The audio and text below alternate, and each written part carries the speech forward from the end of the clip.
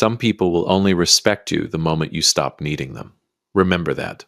I am Gerald Beaumont, 67 years old, retired electrician, Vietnam veteran's son, and the kind of man who spent 40 years believing that family was everything, right up until the evening my son's wife sat across from me at my own dinner table, folded her hands like she was chairing a board meeting and told me to hand over my life savings, or pack my bags. I want you to stay with me here, because what happened next changed everything. Welcome back to Dad's True Revenge. Grab your snacks, get comfortable, and remember, the people in these stories had every chance to behave themselves. They just chose wrong. Drop a comment and be sure to subscribe. You're going to love it here. Let me back up. After my wife Carol passed 3 years ago, Marcus, that's my son, sat beside me at her funeral, held my shoulder and said, "Dad, you're not going through this alone. Move in with us. We have the space." I believed him. I sold the house Carol and I had shared for 31 years. I didn't take much. A few boxes of clothes, her photo on the nightstand, and $214,000 in savings I had built over a lifetime of early mornings and busted knuckles. I moved into Marcus and Tanya's spare room, and for the first 8 months things were fine. Not warm, not wonderful, just fine. The kind of fine where you eat dinner together but nobody really talks. The kind of fine where you say good morning and someone responds with a nod. The kind of fine that is one bad day away from falling apart completely. That bad day arrived on a Tuesday. I had just come in from the backyard. I'd been fixing their leaking garden faucet, something the plumber had quoted them $340 to repair. I washed my hands, poured myself a glass of iced tea, and sat down at the kitchen table. Tanya walked in, pulled out the chair directly across from me, and sat down with the energy of someone who had been rehearsing this moment in the shower for weeks. "Gerald," she said. "No dad, no warmth. Just Gerald." I looked up. "We need to talk about the financial arrangement in this house." I set my glass down slowly. "What arrangement?" I said. "I fix everything that breaks, I buy my own groceries, and I stay out of your way." "What exactly needs talking about?" She didn't even blink. "You live here free," she said. "No rent, no utilities, no contribution. And you're sitting on over $200,000. Now, I want you to notice something." She knew the number. She knew it exactly, which means my son, my own son, had told her. I kept my voice steady. "That money is my retirement, Tanya. That's what Carol and I spent 30 years saving.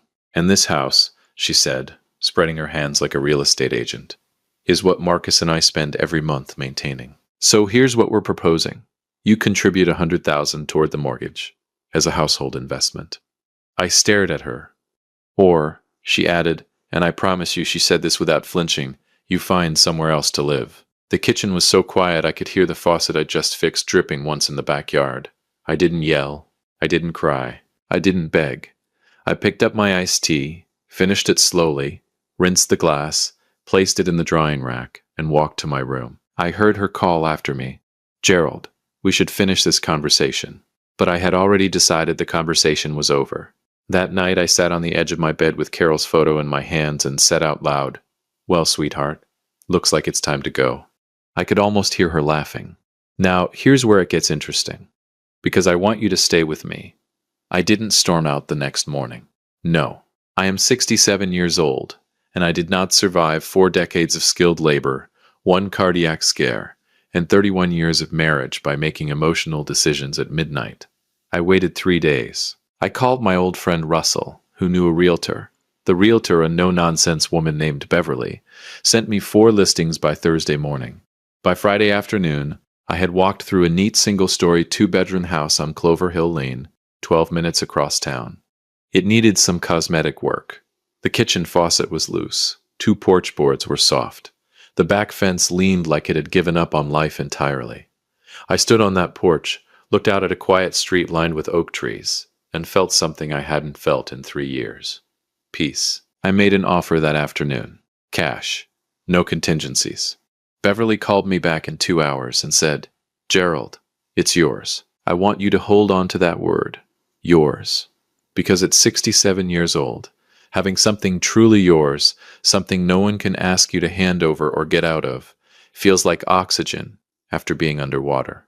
I told Marcus that evening. He was standing in the kitchen eating leftover pasta when I walked in and said, I found a place. I'll be out by the end of the month. He turned around slowly. Dad, I'm not angry, I said, and I meant it. But I'm not handing over my savings, and I'm not staying somewhere I'm not wanted. So I bought a house. He opened his mouth and closed it, then said, and this is the part I will never forget. He said, "It was just a suggestion, Dad. Tanya didn't mean it like that." I looked at my son for a long moment. This man I had coached through Little League, driven to prom, sat beside in the hospital when his appendix nearly killed him at 19. Marcus, I said quietly, she gave me an ultimatum at my own dinner table. The one I fixed the faucet under. We both know what she meant. He looked at his pasta. I went to my room and started packing. Moving day was a cold Saturday in March. I didn't hire movers. Russell came with his pickup truck, and we loaded my boxes in 2 hours. Tanya stayed in the bedroom the entire time. Marcus carried one box to the truck, then stood in the driveway with his hands in his pockets while I did the rest. Right before I climbed into Russell's truck, Marcus said, "You didn't have to do this, you know." I put on my seatbelt and said, "Neither did she." Russell pulled out of the driveway. I didn't look back. I spent my first night on Clover Hill Lane, sitting on the porch with a cup of coffee, and no television, no noise, no tension walking through the hallway.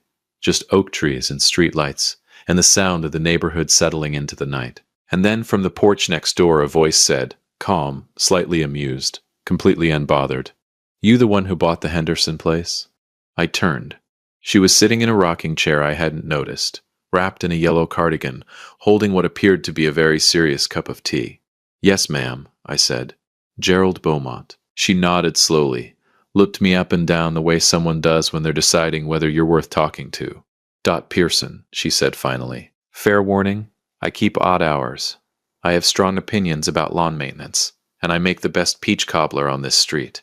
I smiled for the first time in what felt like months. "Gerald Beaumont," I said again, because somehow I felt like she deserved to hear it twice. She raised her teacup toward me like a toast, and just like that, without any warning whatsoever, my new life began. Stay with me, because in part 2, Dot Pearson is about to turn everything upside down. And Marcus? Marcus is about to discover exactly what he lost the day he let his wife talk to his father like that. If you've made it this far, do us one quick favor. Subscribe. A lot of people watch without ever doing it, but it costs you nothing and means everything to us. Thank you, genuinely. Here's something nobody tells you about starting over at 67. It doesn't feel like starting over. It feels like finally arriving, but I'm getting ahead of myself. The first full week on Clover Hill Lane, I kept to myself. That's just my nature. I unpacked slowly, fixed the kitchen faucet on day 1, because apparently I cannot enter a house without immediately locating what's broken. Replaced the 2 soft porch boards on day 3, and stood back looking at that leaning back fence on day 5, like it had personally offended me. I was in the middle of debating the fence when I heard her. "You know," Dot said from her side of the yard, not looking up from the book in her lap, "that fence has been leaning since 2019. The Hendersons argued about who was supposed to fix it for 4 years and then just sold the house." I looked at her. "And you never fixed it yourself?" She turned to Paige. "It's not my fence, Gerald." I laughed. Out loud. The kind of laugh that surprises you because you'd forgotten what it felt like to have one ready. "Fair point," I said. She finally looked up over her reading glasses. "The hardware store on Birch Avenue has good lumber. Tell them Dot sent you. Carl gives a discount to people I like." I paused. "How do you know you like me?" We've spoken twice. She went back to her book. "I know what I know. Now I need you to understand something about Dorothy Pearson before this story goes any further. Because she is not a character, she is a force. 64 years old, retired high school principal. Widowed 5 years ago when her husband, a man named Frank, had a heart attack on a golf course in Arizona, and apparently, according to Dot, died doing exactly what he loved, which frankly tells you everything about Frank. She said that with a smile that had equal parts grief and affection in it, the kind of smile that takes years to build. She had one daughter in Portland who called every Sunday. She grew tomatoes in raised beds along her back fence with the focus of someone conducting scientific research. She drank her tea strong enough to strip paint, and she had the particular superpower of saying exactly what she thought, without ever being cruel about it. I had never met anyone quite like her, and I want you to stay with me here, because I was not looking for anyone. That is the honest truth. I was not lonely in the way that makes people desperate. I had my coffee, my porch, my fence project, and my peace. I was not searching. But Dot Pearson had a way of simply appearing in your life and rearranging the furniture while you were still deciding whether to let her in. It started with the peach cobbler. Day 9 on Clover Hill Lane. I was on the porch after dinner when she appeared at the bottom of my porch steps, holding a ceramic dish covered in foil like she was delivering evidence. I said I made the best peach cobbler on this street, she announced. I don't make statements I can't back up. I stood and took the dish. It was still warm. You didn't have to do this, I said. I know, she said simply. I wanted to. There's a difference. I want you to hold that line. I know. I wanted to. There's a difference. Because it hit me somewhere behind the sternum and stayed there. Because for the previous 3 years, every act of so-called generosity in my life had come attached to something. An expectation. An invoice. A condition. I invited her to sit. She sat. We talked for 2 hours. I learned that Frank had been quieter than her, which she said was strategically necessary for the survival of the marriage. I told her about Carol, about how she used to reorganize my toolbox when she was anxious about something. So I always knew something was bothering her before she said a word, because my flathead screwdrivers would suddenly be arranged by size. Dot laughed at that, really laughed. That's love, she said, the specific, inconvenient, slightly maddening kind, the kind that leaves marks. I nodded slowly. Yeah, I said, that's exactly what it is. We sat with that for a moment. 2 people who had loved people and lost them, sitting on a porch on Clover Hill Lane, letting the quiet be comfortable instead of empty. Then she stood up, straightened her cardigan, and said, the cobbler dish is mine. I expect it back clean. Yes, ma'am, I said. She walked back across the yard. I looked down at the dish in my hands and realized I was still smiling. By week 3, we had a routine, though neither of us had discussed having one. That's the thing about natural rhythms. They establish themselves without a meeting. Morning coffee on our respective porches, sometimes talking, sometimes just existing in a comfortable parallel. She'd call across the yard, Gerald, did you eat a real breakfast, or did you do the toast and stubbornness thing again? And I'd call back, I had eggs, Dorothy. I am a grown man. And she'd say, scrambled doesn't count as cooking. On Thursdays, she went to a book club she described as 4 women and an enormous amount of wine pretending to discuss literature. On Saturdays, I went to the farmer's market 2 blocks over and started, without fully realizing it, buying 2 things. 2 bunches of kale, 2 jars of honey, 2 bags of the dark roast coffee that she had mentioned, once, casually, that she preferred. She never pointed this out. She just accepted the coffee the first time I handed it over the fence and said, You're not as oblivious as you look, Gerald. But here's where the story shifts, because I need you to stay with me now. It was a Wednesday evening, week 3. I was replacing the last section of the back fence, because that fence had been bothering me since day 5, and I am not a man who tolerates unfinished business. When my phone rang. Marcus. I looked at the screen for a long moment. We hadn't spoken since moving day, since neither did she in his driveway. I almost let it ring out. Almost. I answered. Marcus. His voice was different, tighter, like something had been wound too many times. Hey, Dad, you got a minute? I'm fixing a fence, I said. So talk while I work. A pause. How are you settling in? Fine, I said. How are you? Another pause. Longer this time. It's been a rough few weeks, Dad. Not because I was done, but because I know my son's voice, and his voice was telling me that whatever came next was going to require both my hands free. What happened? I said. And that's when he told me. The company Marcus worked for, a mid-sized logistics firm he'd been with for 11 years, had been quietly restructuring since January. He'd known it was coming. He hadn't told Tanya. He hadn't told me. He'd been carrying it alone the way Baymont men unfortunately tend to do. And 2 weeks after I moved out, the restructuring reached his department. He was laid off on a Monday morning. I'm sorry, son, I said, and I meant it. Whatever had happened between us, and plenty had, that was my boy. His pain was still my pain. That doesn't switch off. We're okay for now, he said quickly. Too quickly. I have some severance pay. I'm looking. It's just... He stopped. Just what? I said. Silence. Tanya wants to reach out to you, he finally said. She wanted me to ask if If maybe we could all have dinner, the three of us. I picked up my hammer again. I'll think about it, I said.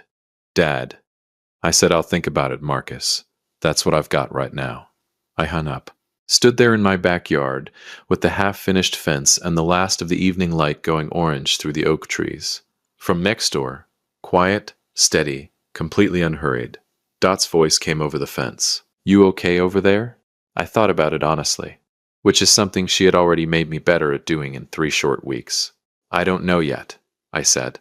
A pause. Then, cobbler, and despite everything, Marcus, Tanya, the job, the dinner invitation, the whole impossible, complicated weight of family, I laughed.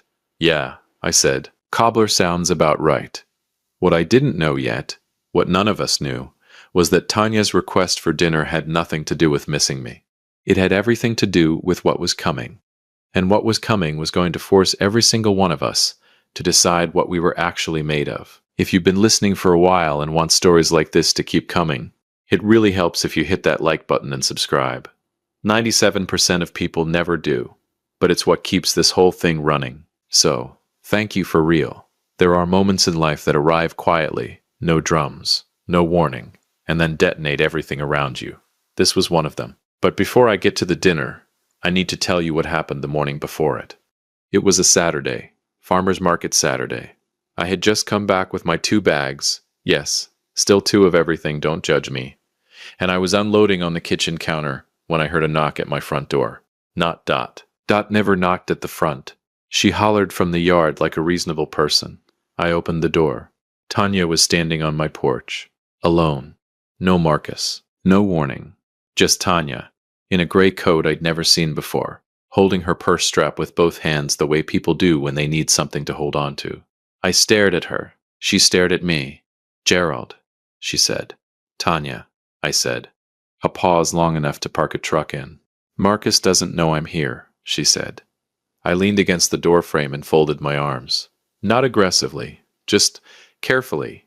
Then maybe, I said, you should tell me why you are. She looked past me into the house for a moment, then back at my face. Something in her expression was different from the woman who had sat across from me at that kitchen table, with her folded hands and her board meeting energy. That woman had been armored. This one looked like the armor had been failing for weeks and she was exhausted from holding it together. Can I come in? She said. I'll get coffee. We sat in the 2 porch chairs I had bought at an estate sale the second week, because 2 chairs felt right even before I fully understood why, and Tanya wrapped both hands around her mug and looked out at the oak trees for a long moment before she spoke. I need you to know, she said slowly, that I am not here to ask you for money. All right, I said. I mean it, Gerald. I know that's what you're expecting, and I know I earned that expectation, but that's not why I'm here. I said nothing. I have found, over 67 years, that silence is frequently the most intelligent response available. She took a breath. Marcus doesn't know how bad it is, she said. I mean, he knows about the second mortgage. I went very still. We took it out 18 months ago, she said, and her voice was doing that careful, controlled thing people do when they are one wrong word away from falling apart completely. The business I was trying to launch, the online retail thing I told Marcus was going well. Was it not going well? I said. She laughed. One short, hollow sound. It collapsed in 4 months. I lost $60,000, and I have been quietly moving money around ever since, trying to keep Marcus from seeing it. And now, with the layoff, she stopped, set her mug down, pressed her fingers against her eyes for a moment. We are 4 months from losing the house. The oak trees rustled. A car passed slowly on Clover Hill Lane. I looked at this woman who had sat across from me with folded hands and told me to hand over my savings or get out. And I felt something I was not expecting to feel. Not satisfaction. Not vindication. Something closer to grief. Now I need you to stay with me, because this is the part of the story that matters most. I thought about Carol, about how she used to reorganize my toolbox when she was scared about something she hadn't told me yet. About the specific, maddening, deeply human tendency to turn fear into control, to grab at whatever is nearest when the ground starts moving under your feet. Tanya had been scared for 18 months, and instead of saying so, she had looked at the 67-year-old man in the spare room, at his savings account, at his quiet routines and his fixed faucets, and she had grabbed. That didn't make what she did right, but it made it human. "Why are you telling me this?" I said carefully. "And not Marcus?" She was quiet for a long moment. "Because I don't know how to," she said finally. "And because—" She stopped again, started again. "Because I think you're the only one who will tell me the truth about what I should do. Marcus loves me too much to be honest right now. And I don't have anyone else."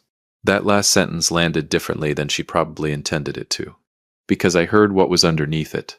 Not manipulation, not strategy, just a woman who had been carrying something enormous alone for far too long, on a porch she had no real right to be on, asking a man she had wronged to help her find her footing.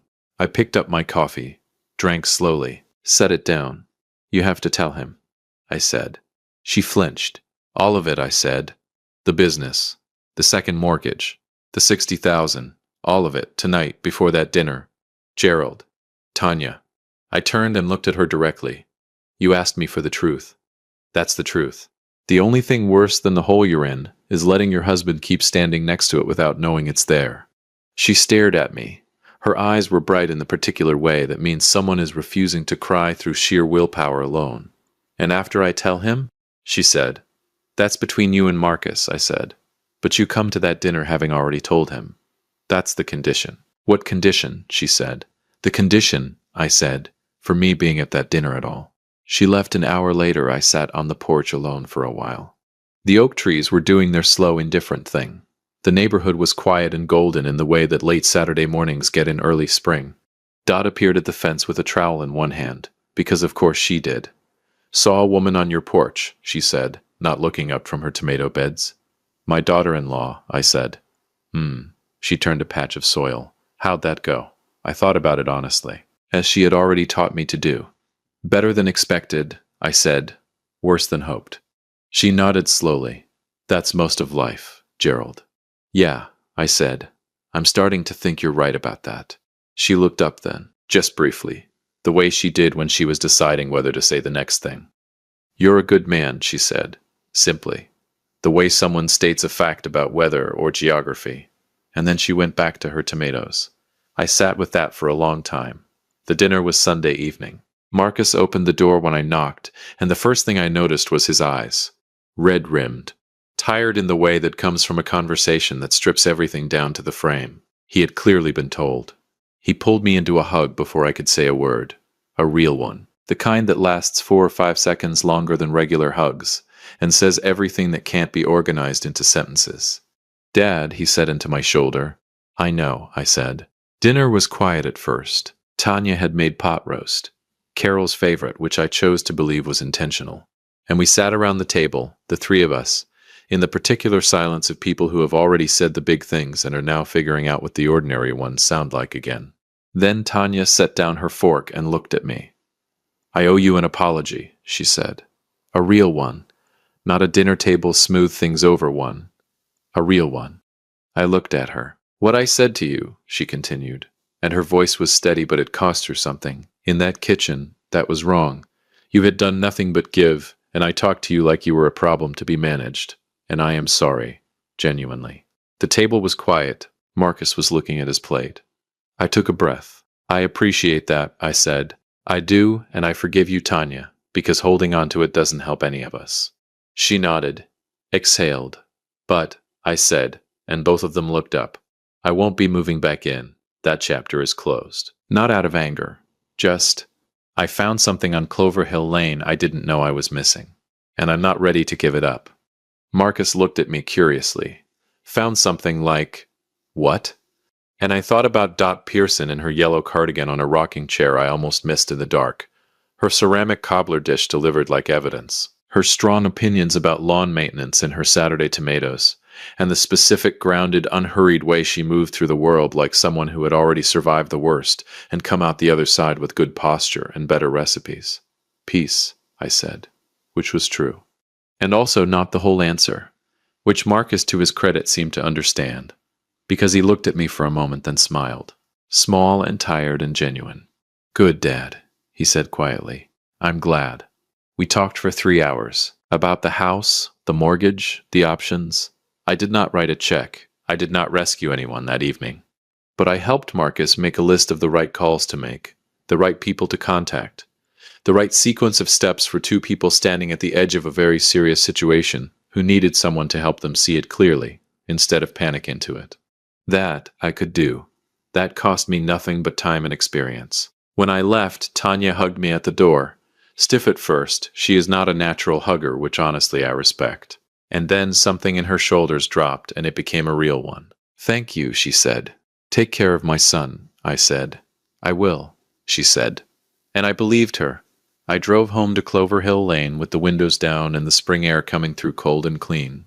Dot's porch light was on. She was in her rocking chair, tea in hand, yellow cardigan, 9:30 on a Sunday evening, like she was exactly where she was supposed to be. I got out of the car and stood at the bottom of my porch steps for a moment. "How was dinner?" she called across. "Complicated," I said. And then, "Good." She nodded like that made complete sense. "That's family," she said. "Yeah," I said. I looked over at her for a moment. The oak trees, the quiet street, the porch light throwing a warm circle around her chair. Dot. You want to have coffee tomorrow morning, not across the yard. Actually, here, or yours. Doesn't matter. A pause. She tilted her head slightly, considered it with the same serious attention she gave her tomato beds and her strong opinions. "Mine," she said finally. "My coffee is better." "It really is," I admitted. She smiled. "The real one. The one that took years to build." 7:30, she said. "Don't be late." I went inside, sat on the edge of my bed, picked up Carol's photo from the nightstand, the way I did every night, and held it for a moment.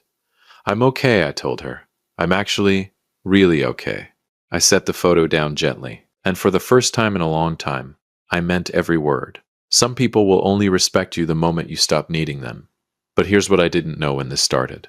The moment you stop needing them is also the moment you find out exactly what you're worth. And sometimes, 12 minutes across town, on a quiet street lined with oak trees, with a woman in a yellow cardigan who makes the best peach cobbler you've ever tasted, you find out you were worth a whole lot more than you ever gave yourself credit for. Gerald Beaumont, 67 years old, and finally, completely, entirely home. If you like this story, join our community by hitting that like button and subscribing for more real, raw, and family-centered stories. And as always, thank you for being a part of this sphere.